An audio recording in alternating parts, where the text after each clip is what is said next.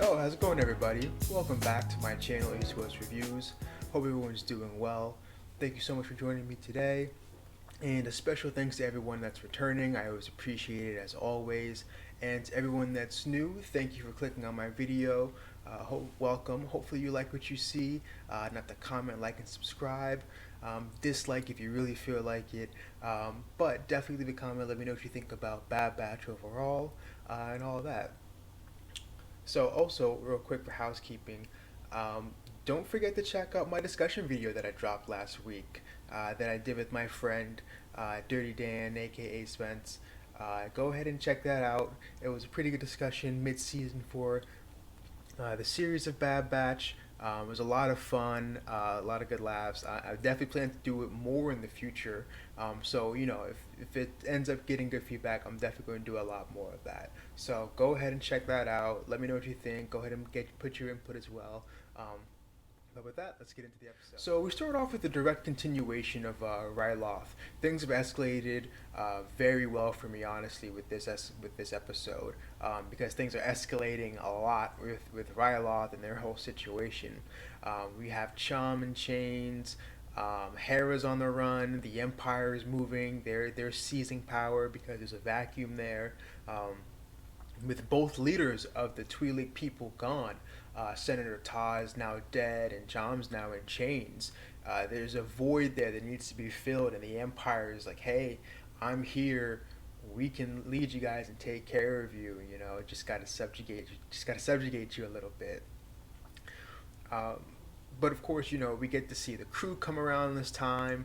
Not just as a little snippet here, as some gun runners, which I actually liked. I talked about a little bit in the discussion video. Um, and throughout the episode, everyone played their parts very well. Everyone had a moment where they really shined. It was really good, honestly. It was a solid all around episode. Definitely, I think one of the best for me of this entire season. So this was a great rescue mission. Had a lot of fun with it, and yeah, Dave was. I think Dave was really waiting to go ahead and make this episode personally because there was a lot of care taken and a lot of good character moments.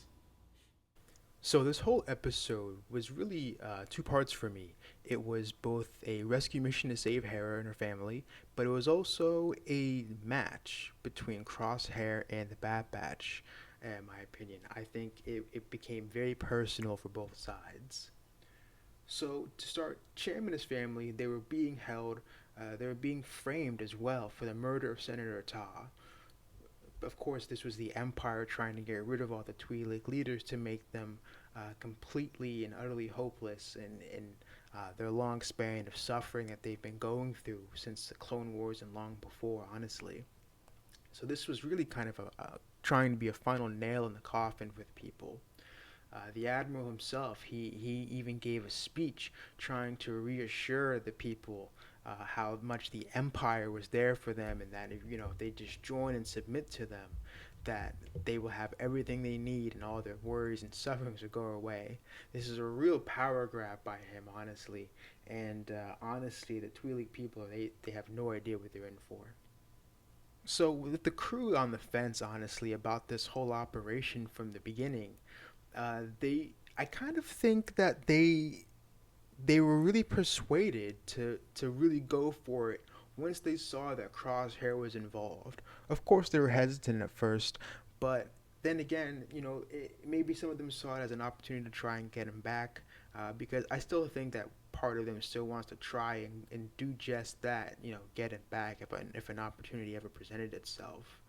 But it maybe became personal because he was involved. But regardless, this plan was executed flawlessly. Honestly, this maybe up until the very end, but it was executed flawlessly. Nobody was really caught. Everyone played their roles well, and they were tipped off by that brave clone captain at the end. He sacrificed himself, of course, just to get them out of there. But up until that point, they did everything well. Even Crosshair was sort of stumped for a while as to where they were and how they were operating. So Crosshair was denied any help from the admiral in the very beginning. As soon as he got wind of the Bad Batch being around, the admiral didn't see them as a threat. He figured, hey, if this is really a problem, you go ahead and take care of it. Go ahead and prove yourself, because we know he's still on the fence of Crosshair and the whole Clone Army, to begin with. So I think this is also a test from the beginning. But honestly, he was heavily underestimating the Bad Batch and their capabilities. To an extreme. It was disrespectful. Honestly, it was very disrespectful of him, and of course he was proven wrong, because Crosshair was able to cut them off at the very end. But like I said, he was stopped by the heroic efforts of that clone captain giving himself up. But we also see that at the end of this episode, Crosshair has another moment with the Admiral, who admits that he did underestimate the Bad Batch. He underestimated Crosshair's old crew. And Crosshair surprisingly comes to him and says, "Let me go after them." And he is really feeling it personally now. Now he feels that he has to go out there and really bring them in, or worse, just take them out completely. And of course, that was granted. The Admiral sees them as a threat now. He sees them as something that cannot remain if the Empire is to succeed in the galaxy. So now that Crosshair has the backing of the Empire, I really wonder what's to come of him and chasing them. What is he going to do now? What is he going to be able to do now when it comes to his next meeting with them? Because honestly, with the backing of the Empire, I think now that this chase is going to be a lot harder and a lot more one-sided in Crosshair's favor. Now that the Batches are recognized enemy of the Empire and the Kaminoans, they have a really big target on their back. Now with a horde of clone troopers and Crosshair and a number of bounty hunters on their back, it's really gonna get a lot harder for them to try to lay low. And it's just those five, and their risk just keeps growing. The other thing that really stood out for me in this episode, I've been talking about it a lot in some of these past episodes, especially lately, but I think that the time is coming closer and closer for a decision to be made.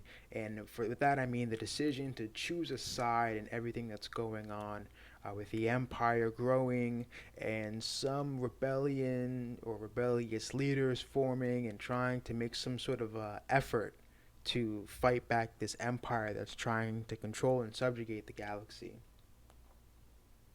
And it's kind of becoming inevitable at this point. And with the show so far, everything that they've done, they're not going to have too much of a choice in the near future. So in this episode, we again see that Hunter's ideals, they remain neutral to the very end. Even after this whole empire conflict, he's still sort of challenged when it comes to where to go with all of this. He has a moment at the end with Chom and Chom's wife. They know that the fight may come to them eventually, and it's funny that he says that, and then we go ahead and see Crosshair right after that, making a declaration to go after them. So the fight is definitely coming to them, and it's going to be unavoidable at that point. So I think they're definitely right at that point. They are now seen as a legitimate threat, and they're going to feel some of the wrath of the Empire. And this isn't the first time we've seen this happen either. We've seen this come from a number of freedom fighters like Chom. We've seen it come from Saw Gerrera in the beginning. We've seen it come from Rex. We've seen it come from the sisters. We've seen it come from the separatist leader that they managed to save from his planet 2 episodes ago. So this is becoming a very reoccurring theme in this series, of having to go ahead and make a choice. So I think that that's definitely going to go ahead and continue. That narrative is going to continue to be pushed until it finally boils over, and then something's finally going to have to get, and decisions are actually going to have to be made. So I'm sure I'm not the only one that realized this. I'm sure it's been going like this for a while. But, the bats seem to be helping and unknowingly bolstering the sides and groups that will and could make up the future rebellion. We've seen it come from a few leaders, like I just mentioned. But this is another thing that's going to link them to the rebellion and, being a threat and someone who's operating against the empire by default, because they're going to be able to be linked to a lot of these individuals and groups. So it's only a matter of time at this point that they're going to have to choose a side, and of course they're going to have to choose the rebellion side. They're going to be able to find someone who's going to take them in, honestly. But I think that they're going to be forced, because they're no longer going to have any sort of protection or security like they've sort of had up until this point, laying low with Sid and the underworld and the bounty hunters. I mean, of course, they can try and go deeper in that realm, but honestly, it can honestly backfire with how the Empire is operating. And honestly, Sid isn't going to be capable of taking care of them any longer, especially with greater bounty hunters coming after them, like Cat Bane and any of his crew, and Crosshair and the Empire making it public that, or potentially making it public, that they can go after them as well. So they're going to be forced out. But a couple notable moments, Crosshair acknowledging his old crew as a threat, and only being the one that only knows how truly dangerous they are, and he was only the one that was really ready for this sort of assault.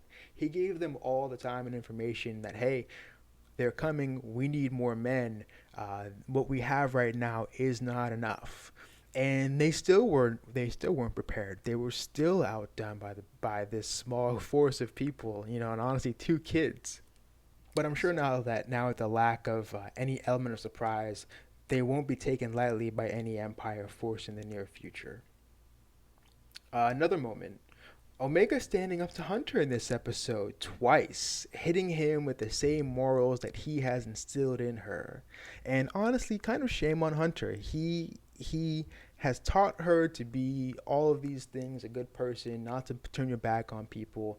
But here he was, and she put him in his place. Honestly, there were a few good moments she hit him with, and one in particular was towards the end of his sort of squabble with what to do in this situation.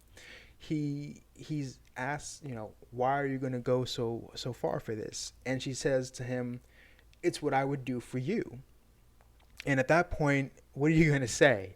What are you going to say to the kid who would be willing to do this for her? And he knows that she would. So at that point, he definitely had to give in. I think everyone else was probably along to go with it, but of course, with Hunter being the leader, they got to go with what he says.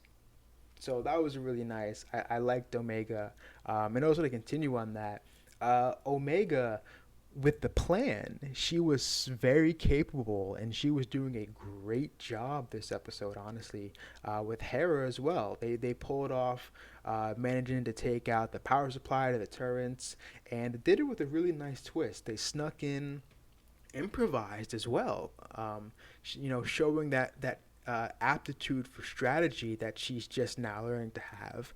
Of course, they didn't really highlight it, but this is something to take note of and keep an eye on as the series goes on, because she's going to show more and more of these moments and just how capable she really is. She's only going to get better.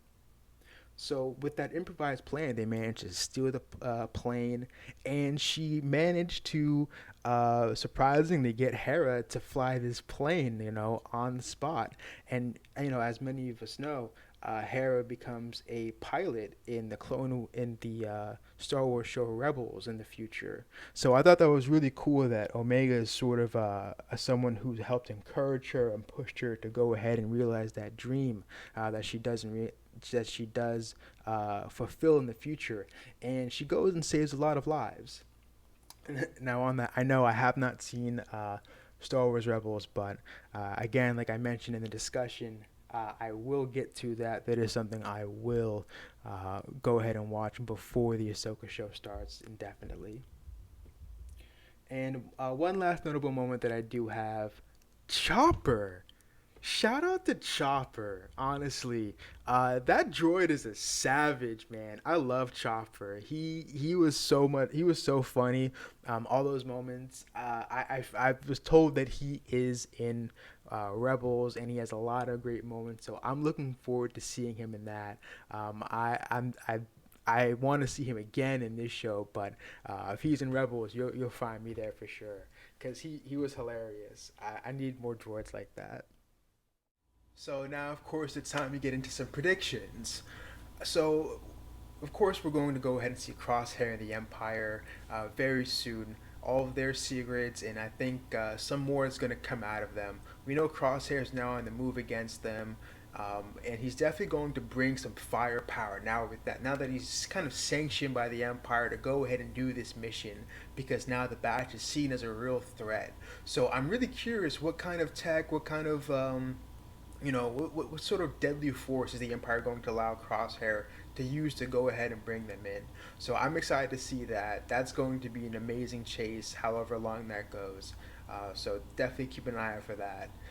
Also, the Kaminoan bounty hunters, they're going to make a return. Whether it's Cad Bane, whether it's somebody else. I believe we're set to see Bosk in this show. So I wouldn't be surprised if Cad Bane now sees that he may have to bring a crew when it comes to take Omega, because not only does he have to deal with the Bad Batch, but he has to deal with possibly Fennec Shand as well, unknowingly.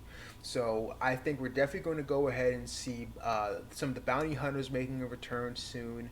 We have a few episodes left, so anything's possible, whether it's them or Crosshair. And if the bounty hunters are making a return, we're going to go ahead and see Boba. We're going to definitely go ahead and see Boba, and that's definitely the case if bounty hunters do make a return this season. But I think it's inevitable that he has to show up in this. This is a clone-centered series. We've seen the Batch, we've seen Rex, we've got Omega, and she's basically the sister of Boba, a direct clone of Jango. So I think they're kind of destined to meet. They kind of have to, whether it's have some sort of meeting of understanding of who they are, or at least in Omega's case, so she can understand better who she is. But yeah, Boba has to come back, or Boba has to come around, definitely.